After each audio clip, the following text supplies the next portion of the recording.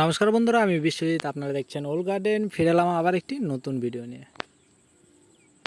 বন্ধুরা, আজকের ভিডিওতে আমি দেখাতে চলেছি আপনাদের কিভাবে আপনারা নিজেদের বাড়িতে কোনো রকম টাকা পয়সা খরচ না করেই আতা গাছের নতুন চারা তৈরি করে নিতে পারবেন।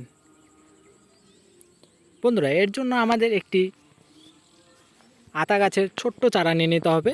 তারপরে আমরা সেই চারাটির ঠিক এভাবে কেটে নেব। কেটে নেওয়ার পর আমাদের নিজের পছন্দ মতো একটি ভালো জাতের আতা গাছের ডাল বা সায়ন সংগ্রহ করে নিতে হবে। নেওয়ার পর সায়নটি ভি আকারে ঠিক এভাবে এক সাইডে বেশি এবং এক সাইডে কম করে কেটে নিতে হবে। তারপরে ঠিক এইভাবে জয়েন্ট মিলিয়ে নিতে হবে। বন্ধুরা, এর পরবর্তীতে আমাদের প্রয়োজন পড়বে গ্রাফটিং টেপ। বন্ধুরা, গ্রাফটিং টেপ দিয়ে ভালো করে টাইট করে বেঁধে দেওয়ার পর আমাদের এই ছোট্ট চারা গাছটি কোনো ছায়াযুক্ত স্থানে 15 দিনের জন্য রেখে দিতে হবে। বন্ধুরা, ভিডিওটি এই পর্যন্তই। দেখা হচ্ছে পরবর্তী ভিডিওতে।